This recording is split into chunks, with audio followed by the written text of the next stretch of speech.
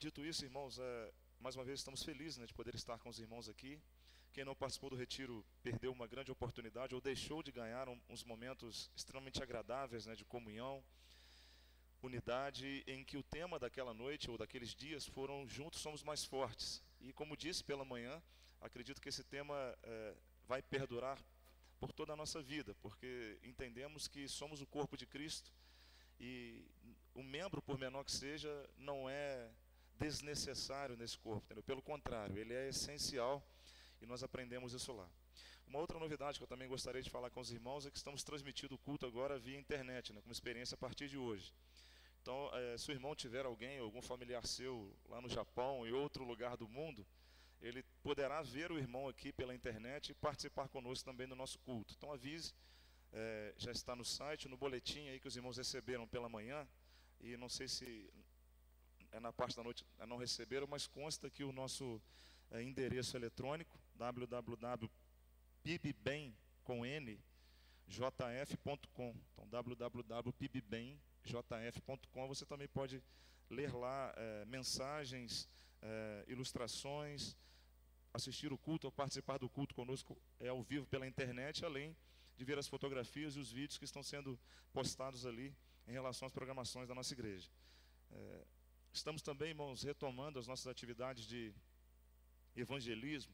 Ministério de Ação Evangelística está contando com o apoio dos irmãos. Devemos reassumir aí a sopa para moradores de rua. Essa semana estaremos verificando a possibilidade da nossa Kombi estar retornando. Ela passa por uma reforma, uma revisão. Então, se retornar essa semana, sábado, provavelmente nós teremos um sopão para os moradores de rua. Obrigado, irmão. E foi-me pedido também para anunciar a Associação das Igrejas Batistas do Sudeste de Minas, a Cibassum, estará realizando o primeiro encontro de jovens na cidade de Bicas no próximo sábado, e a nossa juventude se mobilizou para poder participar desse encontro, onde será reativado a Jubazoma, né, Juventude Batista da Zona da Mata. Então, quem quiser ir, esteja falando comigo até o final do culto.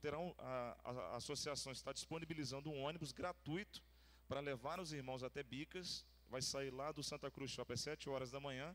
Vocês vão passar o dia reunidos com a associação, onde será eleita a nova diretoria da Jubazoma, e aí vamos reiniciar o processo de congressos, de juventude, e toda aquela atividade de dinamismo que a nossa associação já teve nos seus áureos tempos. Então estamos reativando esse trabalho. Então os jovens, se quiserem, estejam me procurando para o próximo sábado, 7 horas da manhã, lá em Bicas, a reunião da associação, reativação da nossa Juventude Batista da Zona da Mata.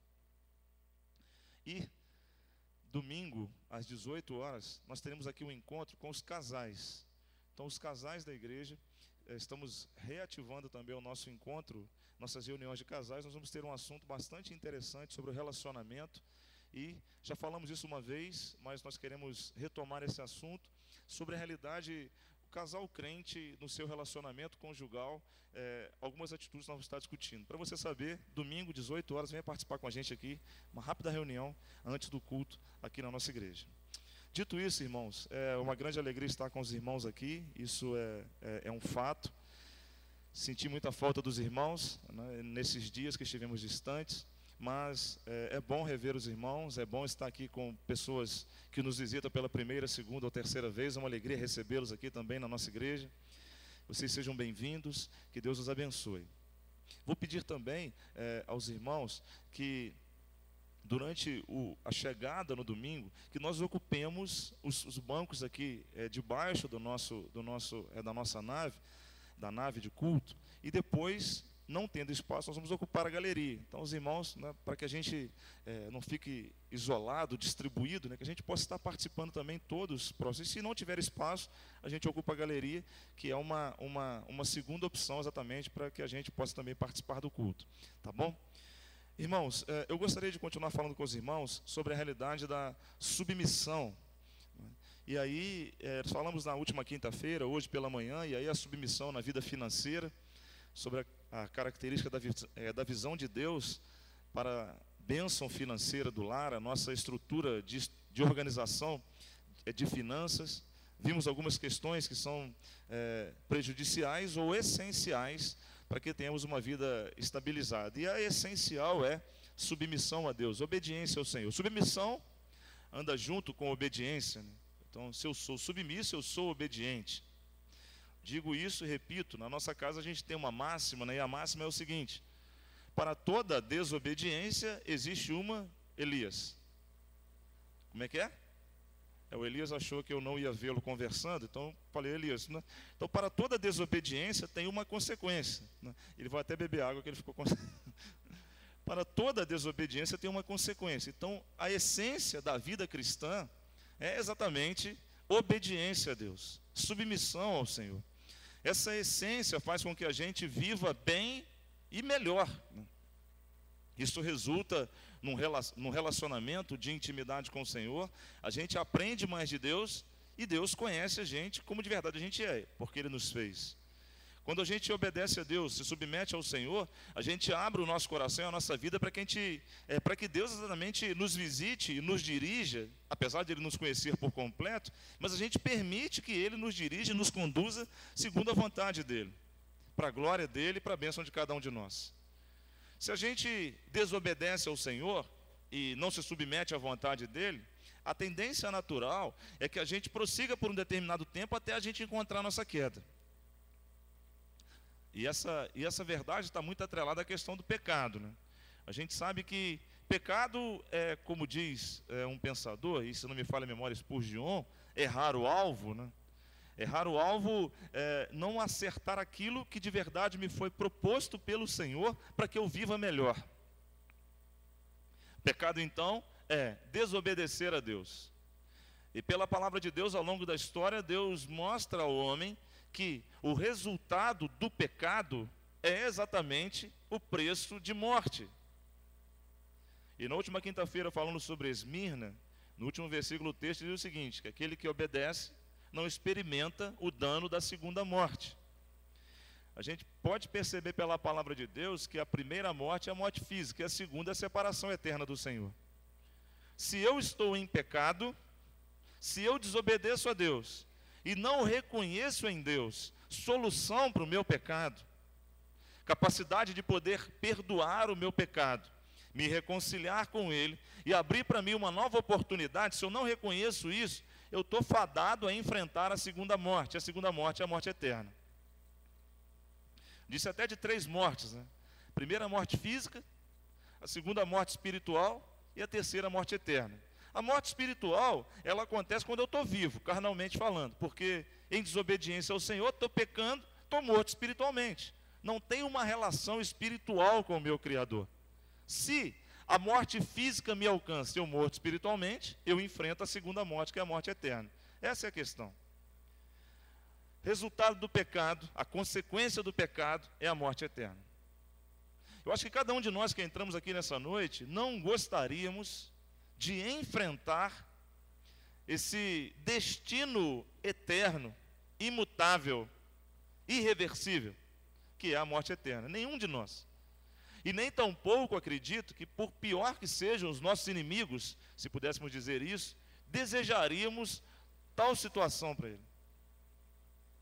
Por isso que a importância de se ouvir a voz de Deus, obedecer ao Senhor e ser submisso a Ele. Ser grato ao Senhor. Muitas das vezes nós vivemos os momentos da nossa vida, nas diversas áreas da nossa vida, e não compreendemos que devemos ser gratos a Deus. E nós só podemos ser gratos a Deus se nós somos submissos a Ele. Porque aí compreendemos que, submissos a Deus, em obediência à sua vontade, à sua voz, estamos tendo motivos N para agradecer a Deus, porque tudo está no controle dEle. Deus não perdeu o controle da história e da vida de ninguém aqui. Portanto, eu gostaria de chamar os irmãos à leitura do texto que se encontra no Evangelho de Lucas.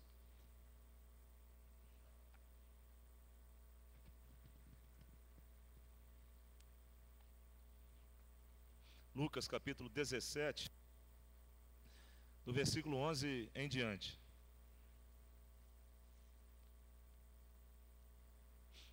Lucas capítulo 17, versículo 11 ao 19.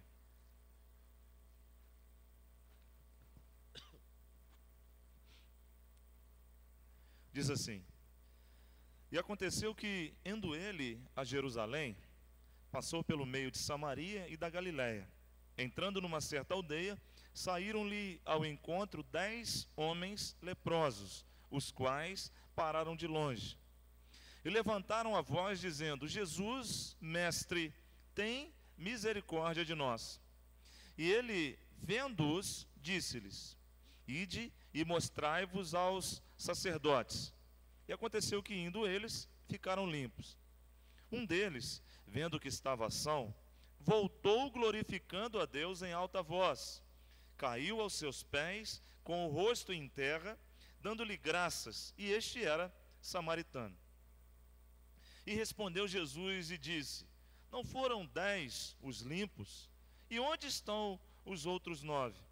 Não houve quem voltasse para dar glória a Deus, senão este estrangeiro? E disse: Levanta-te e vai, a tua fé te salvou. Que Deus se digne abençoar a leitura da sua palavra aos nossos corações. Amém, irmãos? Nós vamos orar mais uma vez. Eu gostaria de convidar a você a orar comigo. Se você puder, eu gostaria de convidá-lo a colocar de joelhos. Se não, fique à vontade, da forma que você desejar, de pé, sentado. Eu gostaria de convidá-lo a orar comigo nesta hora. Senhor nosso Deus e nosso Pai, nós te louvamos. Te louvamos, ó Deus, porque o Senhor está aqui neste lugar onde invocamos o teu nome. Te louvamos, ó Deus, porque o Senhor é o mesmo ontem, hoje e o será eternamente. Te louvamos, Senhor, porque assim como o Senhor agiu com os teus servos do passado, o Senhor age com cada um de nós. Te louvamos, ó Deus, porque o teu Espírito Santo nos convence do pecado, da justiça e do juízo, porque o Senhor nos deste Cristo Jesus como nosso Salvador, porque o Senhor nos criou à imagem e semelhança do Senhor para andarmos segundo a vontade e a direção do Senhor através do teu Espírito Santo.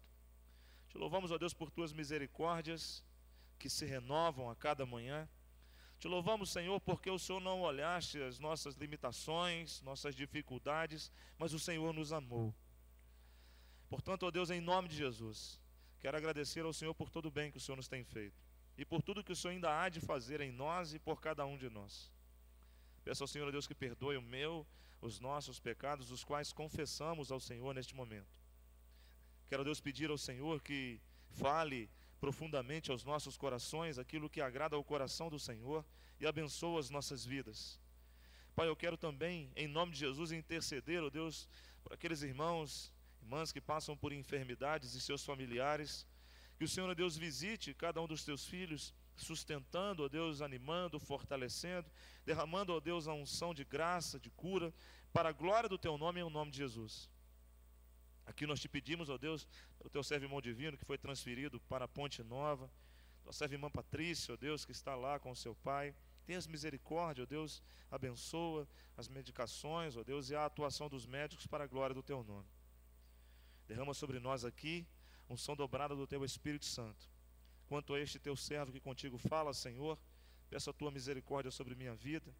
Desejo eu ser um instrumento nas tuas mãos. Então, em nome de Jesus, ó Deus, usa-me segundo a tua vontade, segundo o teu querer. Se necessário for, ó Pai, além das minhas forças, para não ser eu um impedimento, mas um instrumento nas mãos do Senhor a transmitir a tua palavra. Fala ao meu, fala aos nossos corações. Assim nós te louvamos, agradecidos no nome de Jesus. Amém.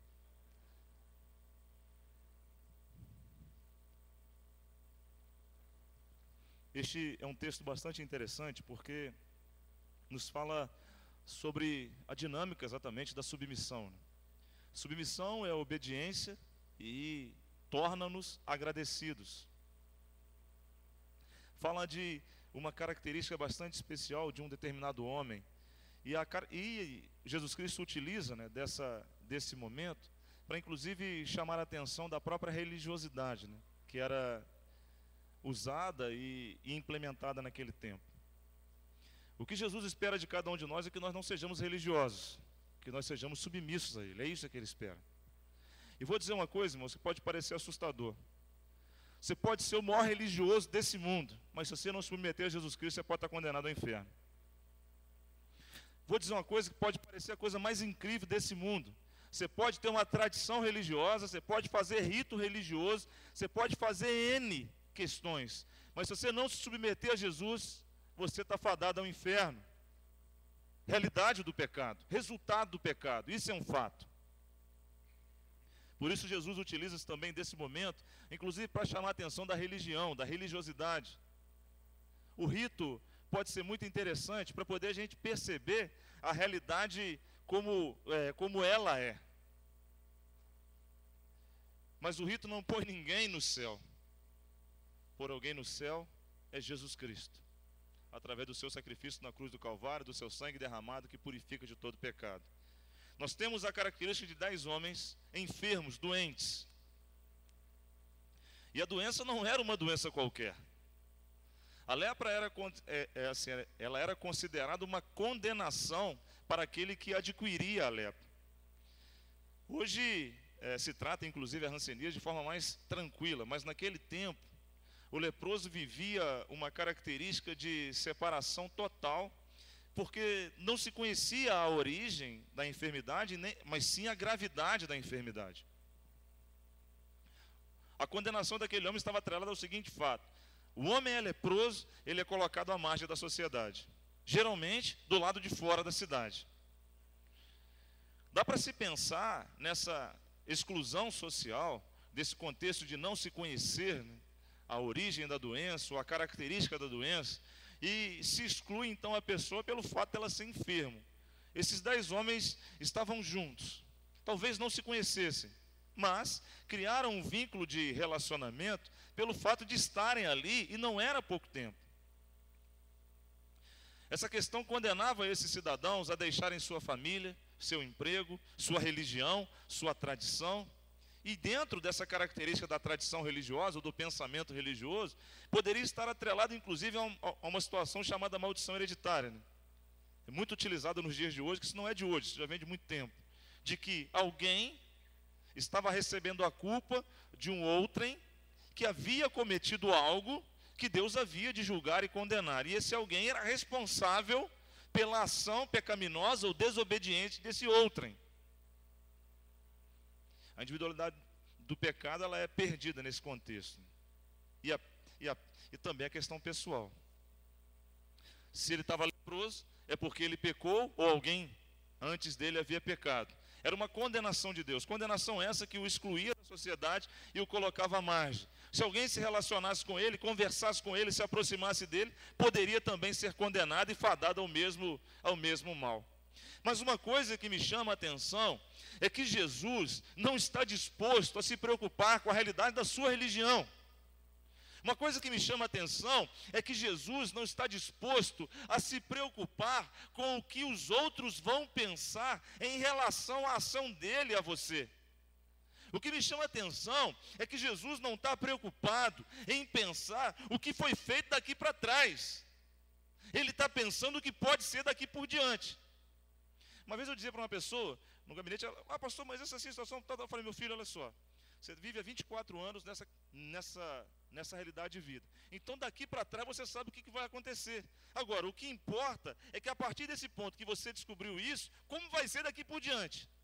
Pode ser mais do que você vive, ou a pedra de mudança, né? A transposição, que importa. Ele quer dar a você dentro, é o que ele fez com aqueles homens. O interessante é que Jesus entrando na cidade de Jerusalém,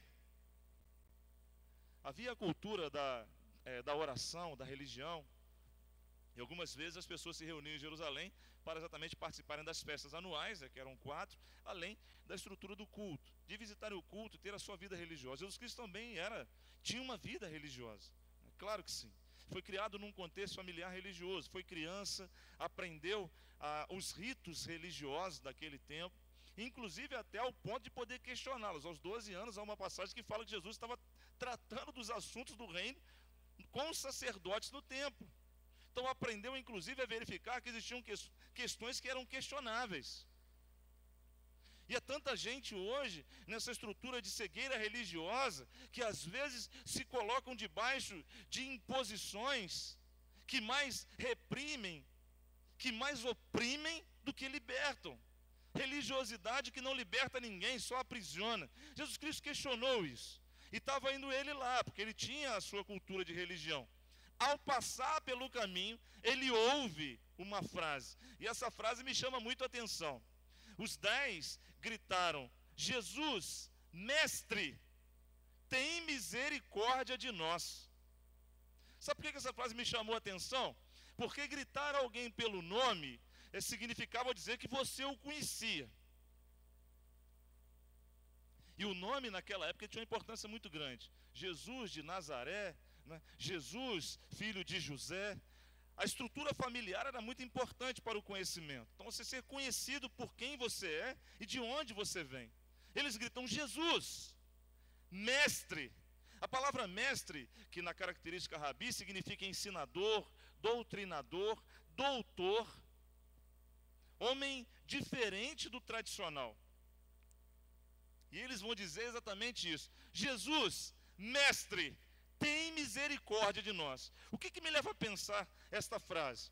Me leva a pensar que aqueles homens já haviam ouvido falar de alguém chamado Jesus, que era o mestre da Galileia, que tinha um poder maior e sobrenatural, impossível ao homem, mas permitido a ele, e mais, que esse homem tinha capacidade, inclusive, de, exercendo o seu amor, demonstrar misericórdia e transformar a vida, dando uma nova oportunidade. É isso que essa frase me diz. Jesus, mestre, tem misericórdia. Olha só, Senhor, talvez nós estejamos aqui há muitos e muitos anos. A gente já experimentou o distanciamento de toda a sociedade. Nossa família nem olha para nós. Ainda que nós os amemos, nossa família nos abandonou, porque se eles se voltarem também serão questionados, serão condenados. Jesus, nós temos no Senhor a certeza, por aquilo que vimos e ouvimos, que o Senhor tem capacidade de manifestar a nós a misericórdia, sentir no seu coração o que nós estamos vivendo aqui. Sabe, irmão, isso é muito forte. É esse Jesus que, caminhando pela Galileia, é o que está aqui no Espírito para dizer para você: olha, se você clamar ao Senhor e se submeter a Ele, Ele sente no coração a miséria que você vive. E a miséria que eu estou falando não é só financeira, não. Eu estou falando a psicológica, a social, a moral.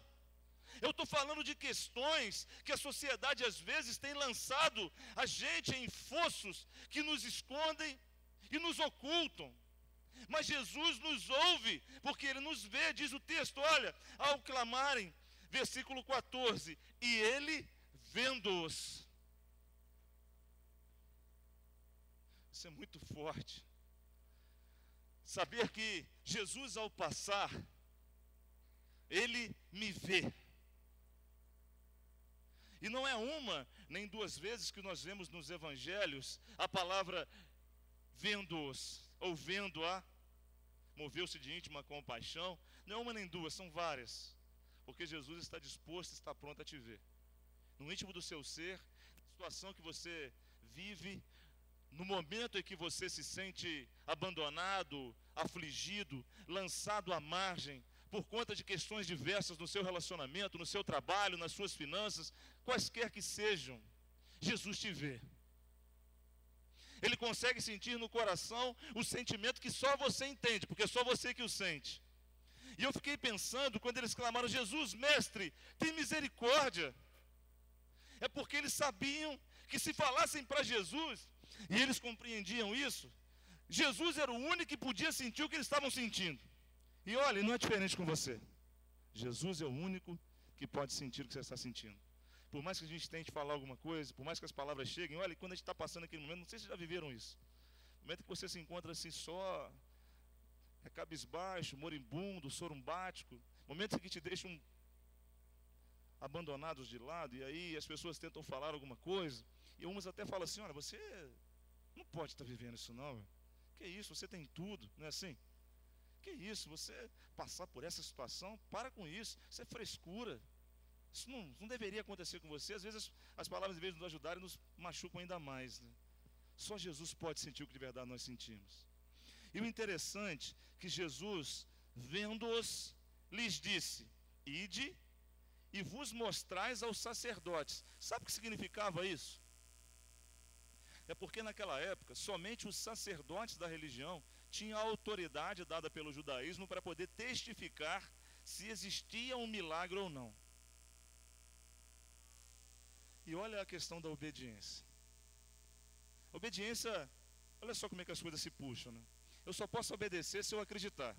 Se eu obedecer, eu estou submisso. E se eu sou submisso, eu sou agradecido. Olha como é que as coisas se puxam. Jesus disse, vai lá, podem se mostrar para o sacerdote. Talvez eu, você ou outras pessoas gostaríamos de ver situações em que Jesus desceria do seu lugar, botaria a mão, arrancaria o seu paletó, passaria sobre as pessoas, dava o sopro, eu não sei qual seria a situação, pegasse uma água e jogasse para poder lavar toda aquela realidade. Talvez eu e você quiséssemos isso. Já pensou chegar alguém e falar, você está passando por um problema? Olha só, faz o seguinte, crê somente que nós estamos junto com você, agora vai nessa tua fé, porque a palavra diz que o Senhor há de agir na sua vida se você o crê. É muito diferente. Aqueles homens se viraram e começaram então, diz o texto, a irem pelo caminho em direção ao sacerdote. A ideia era que se chegassem no sacerdote e estivessem limpos, o sacerdote testificaria que seria exatamente o milagre. Mas você só vai numa situação como essa se você tiver fé, confere? Às vezes a gente fica questionando por que só voltou um e não voltaram os outros 9. Mas na verdade os 10 conheciam Jesus, sabia quem era Jesus, e os 10 obedeceram a Jesus. Há que se pensar também numa característica, eles estavam tanto tempo isolados ali, longe da sua família. Dá para poder pensar, se você vê, olha só que situação, tem um parente envolvido com as drogas, alguém que está preso, alguém que está enfermo, e há muito tempo você não se relaciona, e de repente essa pessoa é liberta dessas drogas e volta ao convívio familiar. Que vontade de abraçar, que vontade de viver. O seu problema às vezes no relacionamento conjugal, há quanto tempo você não conversa com o seu esposo, dentro da sua casa, e de repente o Senhor toca-lhe a mão, e aí há uma transformação, e o amor ressurge. Olha quanta coisa, quanta vontade de viver, não é isso, irmão? De repente o seu filho está desobediente, e agora o Senhor tocou no seu lar, porque Ele ouviu que você pediu misericórdia, e de repente esse filho se torna um grande amor, uma grande bênção. Nós não sabemos o futuro, mas o Senhor o sabe. Dá para perceber a vontade de viver e abraçar? Eu não condeno aqueles jovens não, sabe por quê? Porque na verdade, quando estavam indo, diz o texto, que eles perceberam que estavam limpos. Eu fico imaginando a alegria que insurgia no coração daqueles homens. Olha, eu te disse, o mestre passou e nós gritamos e ele nos olhou, olha, a gente está limpo. Dá para poder pensar, as pessoas voltando depois de 2, 3, 10 anos, podendo acreditar que novamente poderia viver no convívio familiar, poderia ser reconhecido na sociedade. Dá para imaginar alguém que foi deixado, excluído de lado, e agora se olha e fala, o Senhor me transformou, o Senhor agiu na minha vida, agora na sociedade eu não sou mais apontado como aquele mal, eu sou apontado como filho de Deus, o que foi salvo e transformado pelo poder para a glória do nome. Dá para acreditar num trem desse? A vontade é voltar e abraçar o familiar, mãe, pai, eu sou um novo homem, eu sou uma nova mulher, meu amor, eu não quero mais te fazer mal, porque para mim ser feliz, você tem que ser feliz. Dá para pensar, pai, eu estive fora por muito tempo, eu sei o quanto o Senhor chorou, eu sei o quanto eu te fiz chorar, mas o Senhor me abriu uma oportunidade de ser um novo homem, uma nova mulher. Dá para imaginar? Por isso eu não condeno aqueles jovens que não voltaram não, porque o sentimento deles era tão tremendo, a intensidade era tão grande, a alegria de estar na sua família era algo que enchia o seu coração. Mas uma coisa ainda me chama a atenção, é que se eu creio, eu obedeço. Se eu obedeço, eu me submeto. Se eu me submeto, eu sou agradecido. O samaritano que voltou, o estrangeiro, considerado judeu impuro, pessoa de baixa estirpe, pessoa que não era culturalmente chamado um religioso, ou alguém que estava, ou alguém que poderia ser considerado salvo na sua religião. O samaritano voltou para mostrar ao Senhor o que de verdade estava no seu coração. Diz o texto, algo que me dá profunda emoção, versículo 16.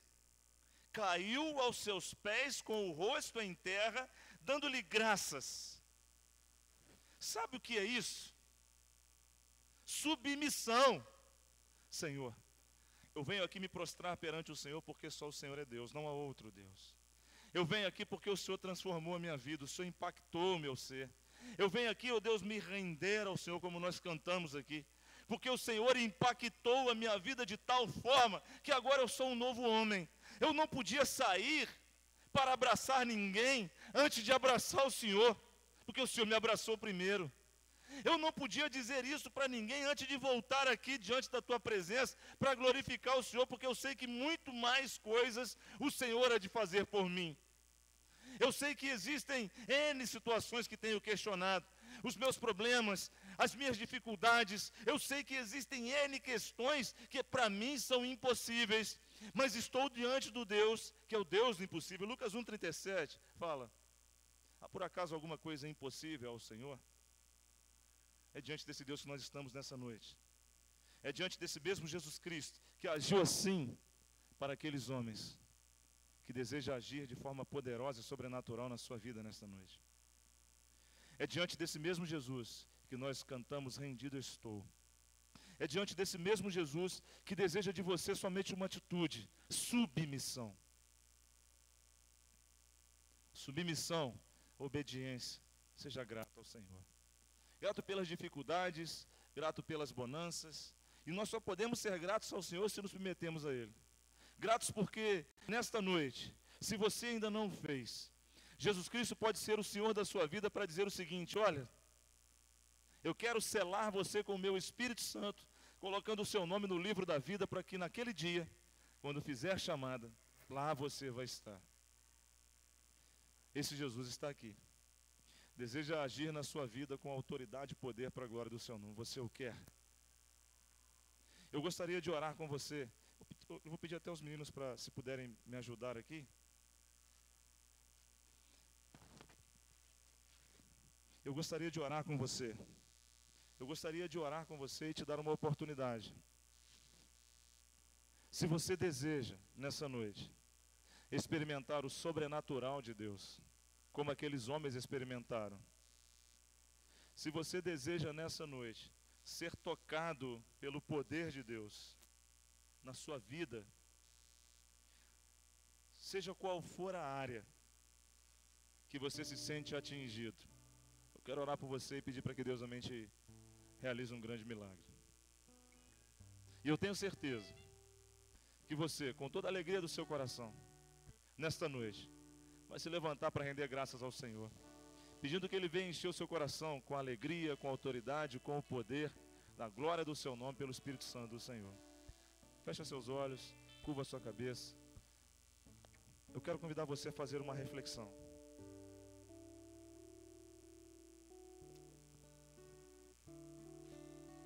Se o Espírito Santo de Deus falou com você nessa noite, se o Espírito Santo tocou no seu coração, e o interessante é que às vezes nós questionamos, né? Isso serve para fulano, para Beltrano? Não.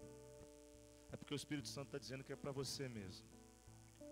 Porque Ele deseja agir no seu coração nessa noite de forma sobrenatural, realizando uma obra que você tem pedido e esperado há muito tempo. Talvez já se passou 10, 12 anos, 5 anos, 1 ano, alguns dias, e você tem esperado, e o Senhor deseja nessa noite agir. Aqueles homens estavam à margem por muito tempo, e Jesus passou e eles pediram: tem misericórdia, mestre, é a sua oportunidade. Eu não sei quais são as crises, as situações que você está vivendo ou experimentando, mas uma coisa eu sei: Jesus está aqui. E eu gostaria de orar por você. Se você deseja nesta noite selar a sua aliança, o seu relacionamento com Deus, pedindo ao Senhor uma renovação na sua vida espiritual. Sei que você é um religioso, você tem a sua religião, a sua tradição, mas eu quero te dar uma oportunidade de fazer uma nova aliança, um novo pacto, dizendo: Senhor, eu quero mudar a minha vida religiosa, quero ser um novo homem, uma nova mulher, na presença de Deus. Eu quero melhorar a minha relação com o Senhor, no estudo da Bíblia, na oração. Eu quero ser forte, eu quero ser fortalecido pelo Teu Espírito Santo. Eu quero, Senhor. Eu quero me tornar grato por tudo que o Senhor fez, faz e por tudo que o Senhor ainda há de fazer. Se você deseja fazer essa aliança com Deus, ou renovar essa aliança com Deus agora, eu quero orar por você. Alguém? É só levantar sua mão assim, eu quero orar por você. Eu quero orar por você. Deus abençoe, meu irmão. Deus abençoe. Lá atrás, Deus abençoe, minha jovem. Há mais alguém? Eu quero orar por você. Há mais alguém? Eu quero, Senhor, que o Senhor toque na minha vida, porque eu quero ser moldado e trabalhar para a glória do Teu nome. Há mais alguém? Eu quero orar por você. Eu quero estender esse convite.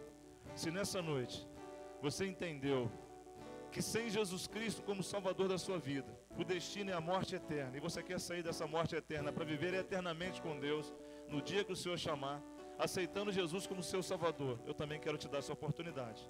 Alguém que deseja aceitar Jesus como Salvador, é só levantar sua mão assim que eu vou orar também. Alguém que está nessa noite aqui? Nós vamos orar ao Senhor então nesse momento. Eu queria convidar você, se puder, a se colocar de pé.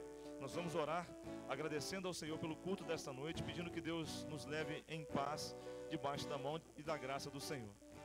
Se você puder, dá a mão para a pessoa que está ao seu lado. Nós vamos fazer assim uma grande corrente de oração e nós vamos orar mais uma vez. Oremos ao Senhor. Pai, nós te louvamos, Senhor, e bendizemos ao Senhor, que é o único e verdadeiro Deus. Te louvamos ao Senhor por tua graça, por tua misericórdia, por teu amor. Te louvamos, ó Deus, por tua palavra. Abençoa, Senhor, as nossas vidas. Enche-nos, ó Deus, com a tua graça, com o poder do Espírito Santo, com o mover do teu Espírito Santo. Renova em nós, ó Deus, o desejo de a cada dia te servirmos, te prestar o culto que somente ao Senhor lhe é devido. Ó Deus, em nome de Jesus, eu quero entregar nas tuas mãos os teus servos que nessa noite levantaram suas mãos neste lugar, porque, ó Deus, ouviram a tua voz e atendem o teu chamado, porque desejam, ó Deus, a cada dia serem movidos, ó Deus, fortalecidos, instrumentalizados pela unção do teu Espírito Santo no nome de Jesus. Abençoa com eles, ó Deus, sua família, seu lar, trabalho, sua saúde. Dá, ó Deus, a tua graça no nome de Jesus. A nós que aqui estamos te pedindo, nos despeça em paz, Senhor. Nos dê uma noite de sono abençoada, com bons sonhos, tranquila na tua presença. Livra-nos do mal. Leva-nos aos nossos lares guardados pela tua santa mão. Dá-nos, ó Deus, uma semana rica, abençoada, de vitória. Abra a porta, ó Deus, que se faça necessária. Dirija as nossas vidas, ó Deus, na empresa, no trabalho, no estudo, para que em tudo glorifiquemos o nome do Senhor. E agora, que o amor de Deus, que a graça salvadora de Jesus o Filho e as consolações do Espírito Santo do Senhor sejam derramadas sobre o povo de Deus unido nesta igreja, sobre o povo do Senhor nos quatro cantos dessa terra hoje e para todos sempre. Amém e amém. Amados, Deus abençoe. Com o Ministério de Louvor, o Pós-Lúdio, com esse canto nós vamos estar nos despedindo. Tenham todos uma boa semana. Cante conosco, adore o Senhor, vá em paz, que o Senhor te abençoe.